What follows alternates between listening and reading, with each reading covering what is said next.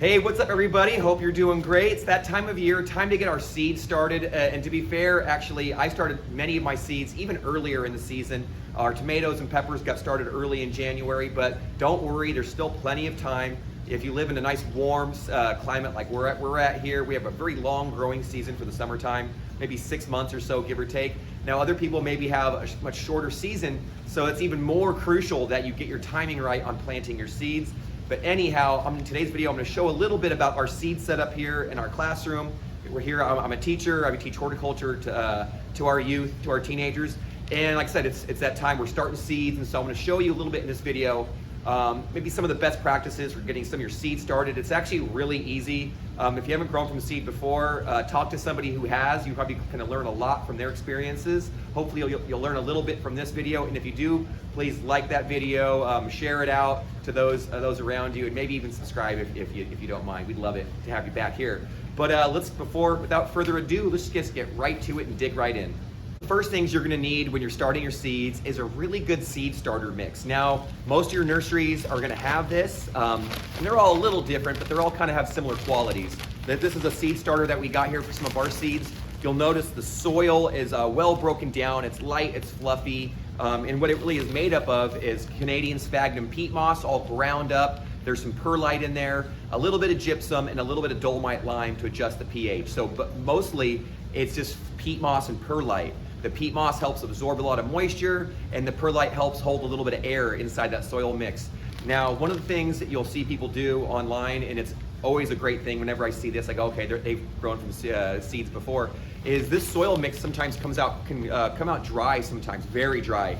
And so if you plant directly into dry seed starter and then you go to water, your seeds are gonna come to the surface or get dislodged, because that soil is gonna be basically gonna be absorbing that moisture at an uneven rate, and it takes a little while. So one of the best things you can do is we'll often just get a little bucket or container, and we'll grab an amount of soil that we think we might need, and we're actually gonna mix in a little bit of water. Now normally out in the garden when we're working, even with our plants here, I usually don't like working with like overly soggy soil or pre-moistened soil, because it kind of pushes out a lot of the air, right? But with this seed starter mix, it's really helpful to have it kind of moistened up a little bit. That way you don't have that problem with the seeds moving. So get it a little wet early on. You can even put it into your trays and kind of give it a quick watering ahead of time. And then once it's kind of absorbed some of that moisture and kind of retains a bit of its structure, then you're good to go. With seeds, it's all about the right timing. So make sure you're picking good, healthy seeds from a reputable source. A lot of seeds we get are from this wonderful company called Botanical Interests. A year or two ago, I got to meet their previous owner, although they're on to some new management now. But great company, great seeds. So wherever you're at, you're going to hopefully find seed companies either near you or hopefully from catalog, and you can or nurseries nearby, and you can really, planting from seed offers so much.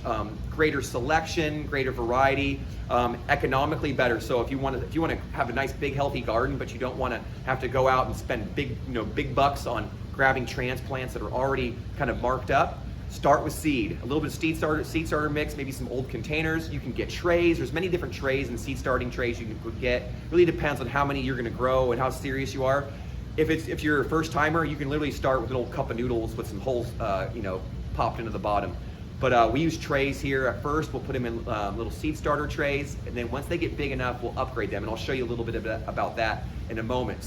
But to begin with, it really starts with your soil. Now, if you can't find seed starter mix where you're at, or you can't get it shipped to you or whatever, or you want to make your own, we've done that here as well. And actually, you can see a mix that we have here that we've made, and it almost looks identical to what we purchased. And so what we bought to do all that is just a big old block of Canadian, I'm looking at it over here, I should have grabbed it, but it's just a big block of peat moss. You can get them, they're compressed really tight, you break them apart, they loosen, you gotta add some water to them. You can crumble them up and chop it a little bit more if you need to, but we basically take that and mix that with a big old bag of perlite that we purchased, and then we can add in a little bit of dolomite lime if needed. Like so we can test the pH, make sure that it's not too high or too low. But you can make up your own. It's really simple. Like it's just all you have is the perlite and maybe some old potting mix, you could even do that. So we've even reinvigorated some some basic potting mix. You can do that as well. What we'll do is basically pull out any big chunks. So if you have a soil mixture that has big bark and pieces of organic material in there that are just kind of large, you can kind of screen those out, and then if whatever's left behind can be your new seed starter mix. So you can get really creative with how you start seeds. Now, there's seed starting mats that are hot and warm. Some seeds are really going to appreciate that a bit, but make sure you're using the right temperature. Years ago, I had an old school one, and I didn't realize that it came with a tray, like a cage, that actually elevated my seeds above that. So if I put my plants directly on that mat, they roasted. Whereas other mats are designed for that, for the direct application. So wherever you're working with, just make sure you know what you got on your hands. But honestly, that heat can be very helpful. It kind of tricks some of these summer growing plants into thinking that, oh, the spring is here, soil's warm, days are long, time to grow. And so that's what that heat mat is doing. It's getting that soil temperature right in a range that those seeds are basically that they love, that tells them, hey, it's time to grow. Other plants that like the cool weather, I don't even use the seed starting, the heat mat on the trays, like lettuce and kale and broccoli, all those things. I can start them indoors, outdoors here, pretty much anywhere I want, just not in the summer because it gets too hot.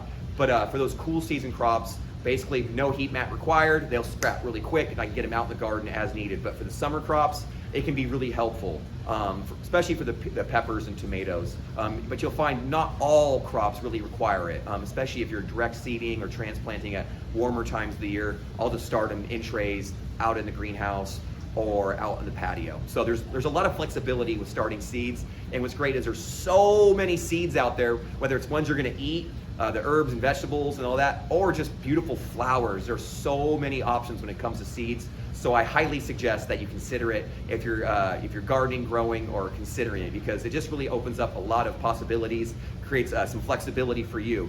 So keep your seeds evenly moist, right? So with peppers especially, they really do not like having wet feet. Neither do I, right? It's been raining here lately. So make sure that when you do start that watering process, because seeds need 3 things in order to germinate. They need a little bit of warmth, right? Sometimes it can be just the warmth of a room, or it can be the heat from the heat mat, but a little bit of warmth will trigger growth, some moisture, and then air. If one of those things get out of whack, if it's too hot, too cold, no good. If there's not enough air, no good, right? If you take away the water, no good, right? So too much water will push out the air in the soil, and that creates a problem. Not enough water, and then now your seedlings are drying out. So it's all about a balance. And I know it sounds maybe a little difficult at first, but honestly, it's super easy. I've had some failures with seed starting when in the past, but you learn from that, and you can kind of move on very quickly. And before long, you're really gonna not have too many failures on your hand. You're gonna have nothing but success, hopefully. And keep that balance of temperature, air, and water, and those seeds will start to germinate. And once they do, you just want to keep them evenly moist. We're actually going to show you some close-ups of how we get light to them, because it's a little too cold outside right now for us to have them on the patio. We do have a greenhouse, but our greenhouse is not heated, and it's not a true greenhouse in a way. And I'll have to do that in another video, where basically air is just flowing through my greenhouse. It's just enough to shelter, create some shade in the summer, and a little bit of warmth in our winter. But actually the bulk of all of our seed starting gets done in here in the classroom, and then pretty soon as things warm up, they'll all kind of get transferred outside. But let's look to actually how we get these things growing a little close up. So over here we got some seeds that we started for some friends, a community garden in our area, the folks at the Table Farm. And so they brought some seeds over and some soil mix and all the materials that we needed. And then we did the work. So we got them planted. We do have a heat mat here. This is an old school heat mat. And this one does come with a cage to kind of elevate them right off the heat mat. So I can feel, ooh, gosh, it makes me want to go to sleep right there. It's like a warm blanket. Nice and warm, kind of creates a nice spring day, like kind of a situation for them. Oh, here we go. So we've actually harvested out some of the plants in our aquaponics system on the lower level, although the plants are growing really good on the top level. But we've got these lights here, they're on a timer. It's perfect for us. The height is really good. So if you have grow lights, it's all about the lighting and the distance from your plants. So make sure that you have appropriate distance. Some, like these ones, are pretty close. Some can be further away. Some need to be even closer. But right in here, as you can kind of see what we've got going on. So once they sprout in those smaller trays, once the seeds they're past their first set of true leaves and start developing that second set of true leaves, that's when it's time to plant them.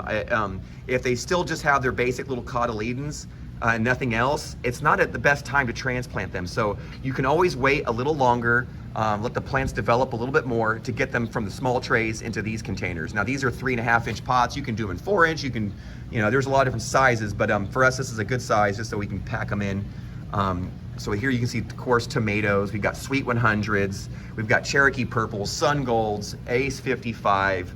We've got some pineapples, some Roma, and we plan on growing a lot more. Some of these will get planted in our garden here at the school. Some will be given away to students, and then the rest will be sold.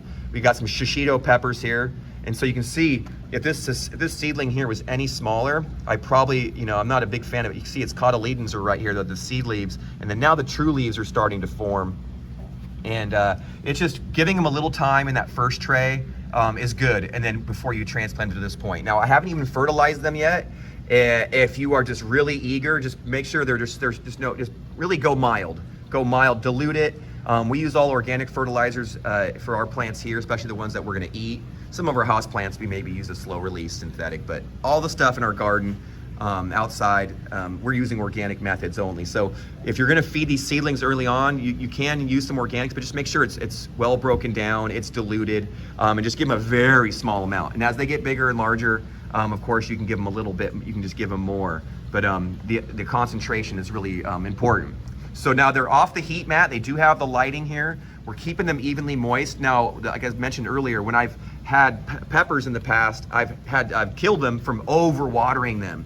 So don't overwater them. They really don't need to be, saturated with water. We do have trays here to catch some of it, but I try to water them very sparingly in a way that just keeps the soil moist evenly, but not soggy and not saturated, and never just basically sitting in standing water. With that said, my classroom, the heater comes on and the air blows around pretty good, which actually really helps your seedlings. Now, having fans to blow air across your seedlings can be very helpful. That just creates a nice healthy environment. The plants just love it more. They can breathe. It just helps that with the moisture, not just sitting on their roots all the time too. It can evaporate out a little bit and just makes them stronger, healthier, more vigorous growers. So if you can get some air movement across your seedlings, very important. If you notice your seedlings are leggy and stretched out and not looking super healthy, sometimes watering can be an issue, and other times your lighting is an issue, or your airflow can be an issue, or all three, or some combination of that. So it's just really important to take a look at your lighting, your air, and of course your watering is all important. The nutritional aspect, basically, and how important that is, that's going to come in a little bit later. For right now, just make sure that they have a really nice, well-drained potting mix. It should be similar almost to that seed starter in a way, where it's just really, holds a little bit of water, but also drains really well, and it's just nice and loose and easy for those early roots to kind of grow through. Now, this is just a taste of what we have in the classroom. Let me go show you a little bit more over here. Good morning, Mr. A. Good morning. So over here, we usually have our house plant cuttings and things in here, but it's a great opportunity for us to pull some of those house plants out. And we got some of our seedlings in here as well. And so different company, different style lights, but you can see they're nice and close as well. The seedlings are doing cool. They look a little weird under that lighting, so it's a little tricky to see how they look, but more bell peppers, more tomatoes. We've got the horn of the bull. We've got different spicy peppers, different styles of bell peppers, yellows and purples, oranges, reds, and it's everything under the sun, every color you can think of, we're trying to grow right now. So like I said, lighting is so important. I could talk on seeds all day, but maybe I'll save that for another video. I just want to show off what we were working on in the classroom and how our seedlings were going. We're probably going to have, hundreds of seedlings ready to go by the springtime. Like I said, some of which will go in our own garden, but many of which will be either given away or sold as a fundraiser. So you can see here, we were transplanting just yesterday. We're pulling out these little 4-packs, some of our peppers. Here's some little golden bells.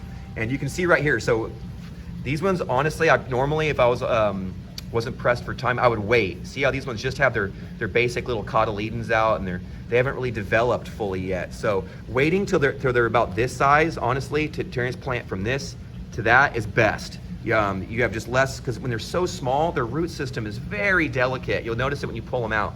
Obviously, when you go to transplant, don't ever pull them out by their leaves or their stem. That could damage their roots. You're gonna want to pop them out. Usually I'll kind of gently let them fall into my hand, and I try to really treasure their roots, because if you damage those during that transplanting process, that's when they have shock and they will die or will have issues. So just, if you can be patient, let them get a little further along before you transplant them, and then once they get from that size to this, you get them in some good soil under those lights, they're gonna take off really quick.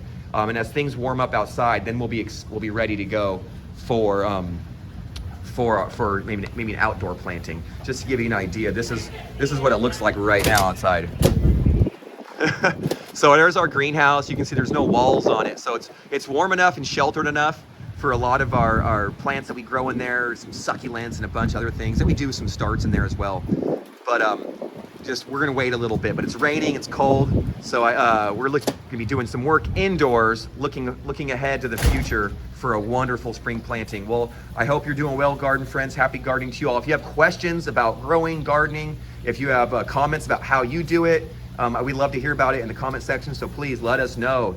Let's talk. I would love to learn from all of you. Until next time, garden friends, happy gardening to you all. And of course, never stop growing. We'll see you next time.